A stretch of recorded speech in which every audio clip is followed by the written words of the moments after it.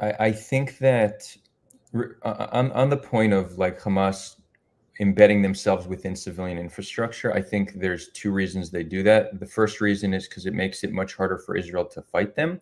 If they were to have their military infrastructure completely separate from civilian infrastructure, we could destroy it in a day. Their military is not nearly as strong as ours, so the only way they can actually fight us is by embedding themselves in civilian infrastructure. I Then the think fact Hamas is that a lot stronger than we give them credit for. right, but they don't have air defense systems. They don't have any air force. They don't have a navy. So if No, all but their they have a full underground like world going on in there. correct, and that's literally under civilian infrastructure, right? So if it wasn't under civilian infrastructure, it would be much easier to target. The only way they can actually effectively fight us is by hiding within civilian infrastructure. The second benefit is when civilians die, it's bad PR for Israel, and it isolates Israel and increases global sympathy for Hamas.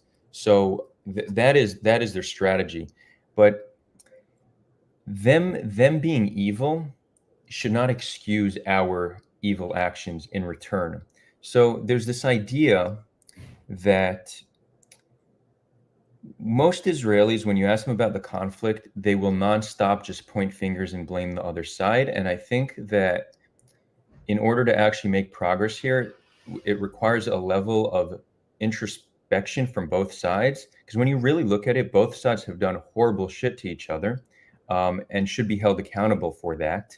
And I could tell you for days all the things Israel has done wrong. And then when I hear somebody just point fingers, say, but Hamas, but Hamas, but Hamas, it sounds like a deflection and a lack of will to take personal responsibility. When we see somebody do this in an interpersonal context, we would view them as emotionally mature. They're like, oh, they don't take responsibility. They just point fingers. But when you do it with between nations, it's like the norm and it's accepted. I actually think we need to take more responsibility. So I don't agree that we are rescuing the hostages alive is nearly our primary motivation. And I'll give you a clear example. Um, there were a lot of burnt bodies on October 7th. Most of them were burnt by helicopter Hellfire missiles. Israel had a policy that anybody crossing into Gaza would be shot with this Hellfire missile. That was a lot of Hamasnikim alongside hostages that they were carrying. Um, so we decided that we are going to kill. This is the Hannibal doctrine, right? This is a doctrine that Israel follows. We're going to kill our own hostages just so they're not hostages, and that's exactly what we did. And we don't know how many dozens or hundreds of Israeli civilians were killed crossing back into Gaza. I mean, I think at this point we do. No, because Israel's not going to. I mean, we don't. Israel knows. Oh yeah, they're not going to report it. We don't know the exact amount of civilians that were killed by Israeli tank fire and Hellfire missiles.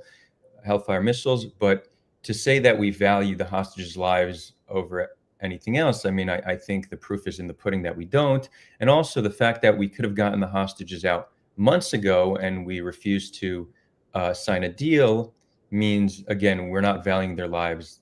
That's not our primary focus. And I get it. The deal is not so favorable. I understand the risk of Absolutely releasing. not favorable. Right. I understand the risk of releasing a few thousand Palestinian prisoners, but I value the lives of those hostages more than I value keeping terrorists in jail. I think that I think me personally, I would get them out, and I would sign a deal. I would end the war, and I would move forward from there. The longer we wait, the more dying in captivity, and it's a shame. 70 have died in captivity. They could have been alive, and they could have been home with their families. Who knows how many more are still locked up in some room? Either maybe one day they'll be saved, or they'll die in captivity like 70 others. So it's hard for me to accept that is our approach here.